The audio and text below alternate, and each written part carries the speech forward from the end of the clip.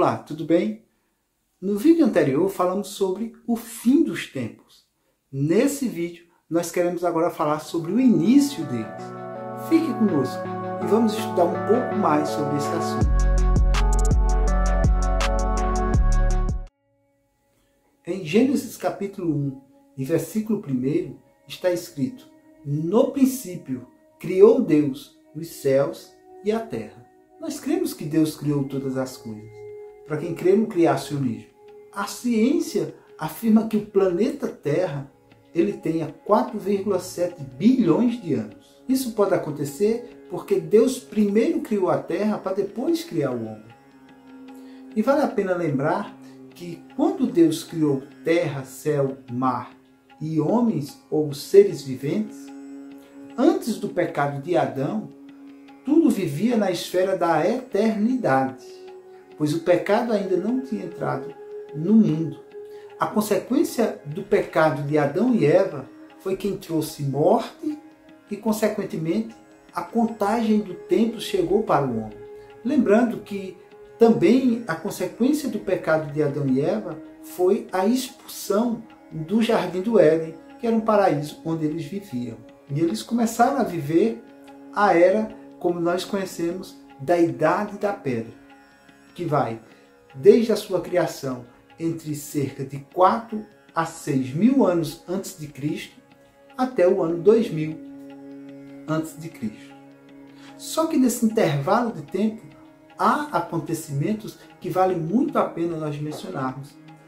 Agora, Adão e Eva, fora do Jardim do Éden, foram viver como eu e você hoje estamos vivendo. Para mim, a maior perda que a humanidade teve por consequência do pecado de Adão e Eva foi de deixar de ser um ser eterno para se tornar um ser temporal. Para mim, essa foi a maior perda que o homem pode ter recebido. Logo após isso, nós vemos que a história afirma que as primeiras civilizações elas aconteceram lá na Mesopotâmia. Possivelmente, não afirmo, mas possivelmente próximo aonde Deus lançou Adão e Eva após o pecado. Logo depois disso, eles constituíram família. Infelizmente aconteceu o primeiro homicídio, onde Caim matou Abel. Que foi ali, entre família, entre irmãos, Deus puniu severamente Caim por conta de ter prejudicado seu irmão dessa forma. Então, após esse acontecimento, nós vemos que Gênesis faz questão de lembrar que a corrupção tinha chegado ao coração do homem. E chegada a corrupção no coração do homem, a Bíblia diz que tudo quanto o homem queria ou que subia no seu coração, ele executava. Não tinha um limite, não tinha temor, não existia respeito. E Deus viu como o homem estava cada dia mais mal e resolveu destruir toda a humanidade por conta do seu pecado, poupando apenas a vida de Noé, da sua família e dos animais que estavam na arca. A arca, ela simbolizava ou tipificava uma espécie de plano de salvação para aquele povo. Porque só Noé e a sua família e os animais que estavam na arca, ou seja, todos que estavam na arca foram salvos. Então, Deus preparou Noé, ou melhor, Noé achou graça aos olhos de Deus e recebeu essa tamanha salvação de se salvar das águas do dilúvio. Que, embora a gente veja literalmente como apenas um fato de muitas águas, mas muitas outras coisas poderiam ter acontecido. Pois existem várias e várias afirmações de que muitos animais, em especial os dinossauros, foram extintos no dilúvio. Então, Deus, logo após Noé sair da arca, Deus faz um pacto com Noé. Deus, eu quero lembrar aqui que Deus, ele ama o ser humano. E o prazer de Deus não é matar, mas é fazer viver o homem.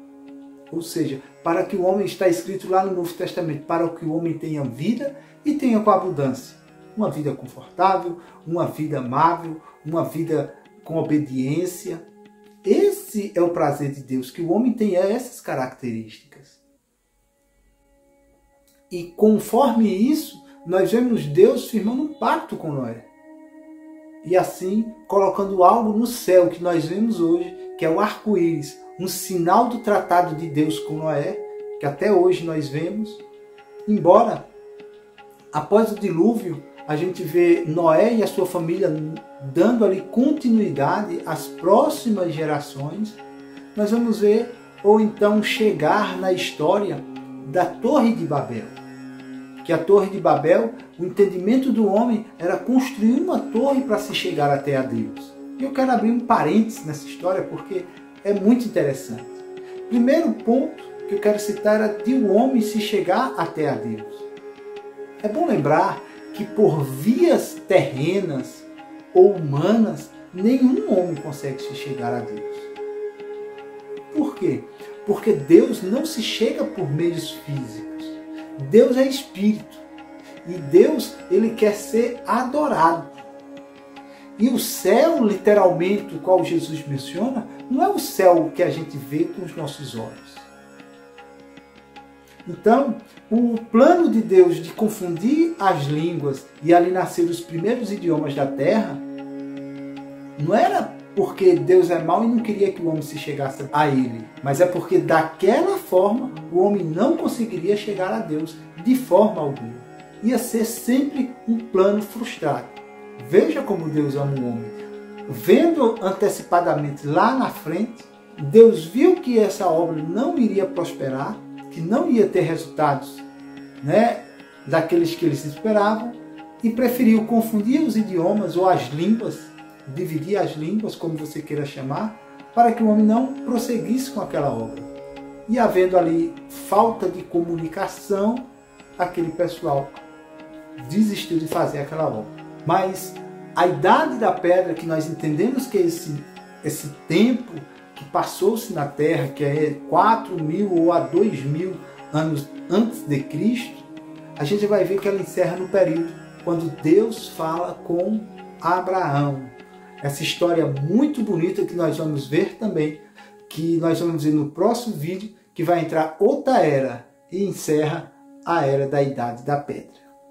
Tá certo? Espero que você tenha gostado. Deixe o seu like, compartilhe esse vídeo. E até a próxima, onde vamos comentar muito mais sobre a cronologia do tempo.